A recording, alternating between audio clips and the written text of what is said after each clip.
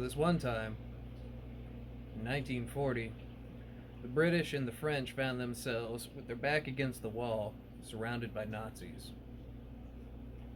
Let's talk about Dunkirk.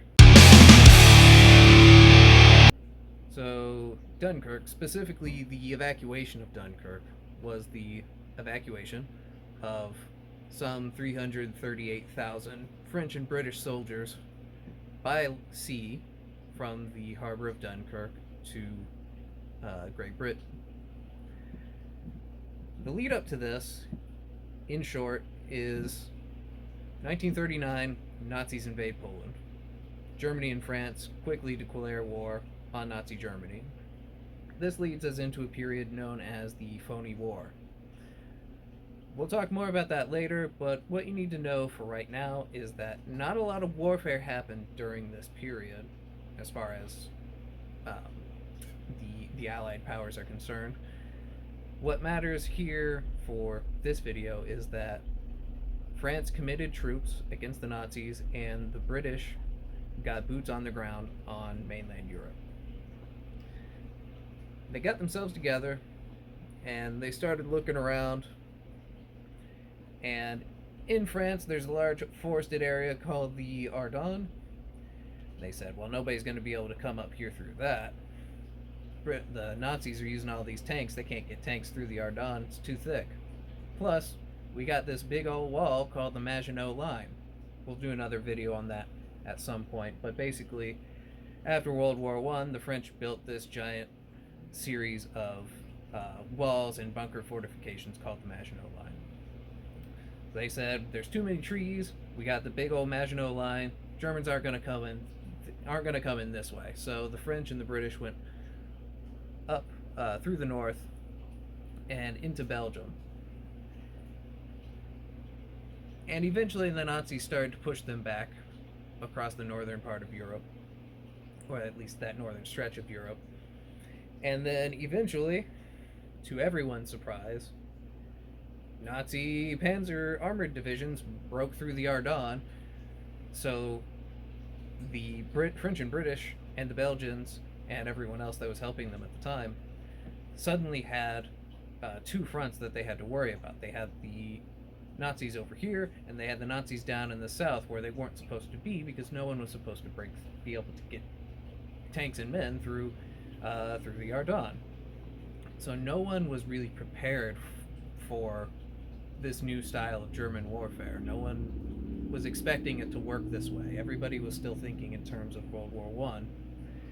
The Allies figured that they'd go into Europe, they'd dig up some trenches, and they would sit there just like they had done back during the First World War.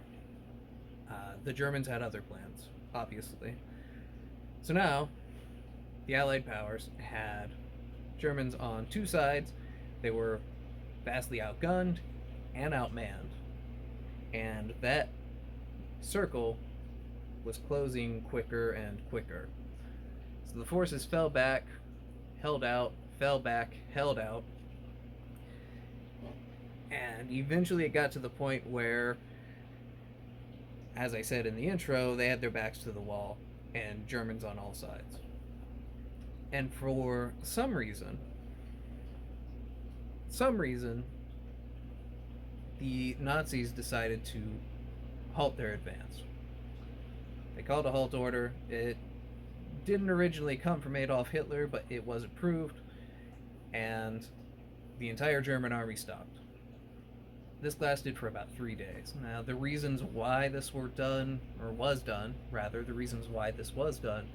is still debated and outside the scope of what we're dealing with here. But either way, they stopped.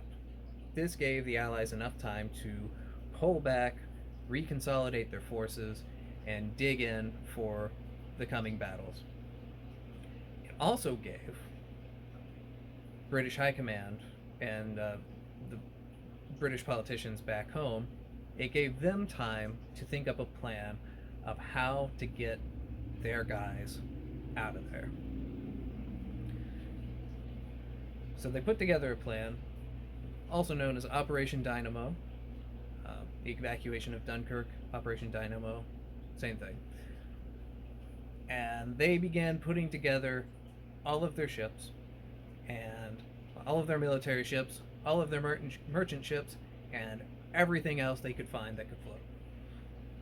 They put all these together. The French sent some ships, the Russians sent some ships. Everybody that they could sent ships to help with this cause. And the idea was that they were going to sail across, pick up guys, and bring them back, and get as many people out as they could. So while the Nazis were halted, or the Nazi ground forces were halted, the Allies had a chance to dig in, reconsolidate, and get ready for that shootout. The Nazis decided that, well, if their ground forces weren't going to go forward, then they could at least send the Wehrmacht. That's the Nazi Air Force. So during this time, as they were holding out, or preparing to hold out, I should say, and trying to get these ships together, they were also suffering air raids from Nazi bombers, and were also getting shelled by Nazi artillery. And then, of course, that halt order was lifted and the ground forces moved in. So we now have this very epic, sort of cinematic, that's no surprise that this has been made into multiple movies, not just the Christopher Nolan one, of the good guys have their back to the wall, they got enemies coming in from all sides, and they've got this narrow frame of time to get their people out and get out as many people as they can. So the British and French armies, divisions, brigades, they dug in, they held out, they spread themselves out as much as they could to give the people behind them enough time to get off of the beaches. This didn't happen quickly, and it didn't happen overnight. This went from May 26th to June 4th, I believe. So this was a week of fighting and waiting to get people onto boats to get them out of there. Much of that time was spent on the beach. Much of that time was spent in the water. You had guys waiting for hours in shoulder-deep water for boats to come. And when they got on the boats, they still had to worry about the German Air Force. Several battleships were sank during the evacuation. And also, as an aside, there is a false belief that the British Royal Air Force didn't offer enough support during the events at Dunkirk. This is not true. I suppose how much is enough is going to depend on person to person, but the RAF, the Royal Air Force, was present, and they simply just weren't in a place that was visible to the people on the ground, so it gave the impression that they weren't there. And when you're in those kind of horrible, dire situations, you want somebody to blame, so they picked the Air Force. But in the end, they were able to get some 338,000 people, British, French, and assorted off of the beaches and back to the British Isles. Many people were lost, a lot of people died, a lot of people stayed behind to hold off the Nazis a little bit longer so that the others could get out. A lot of civilians died as well.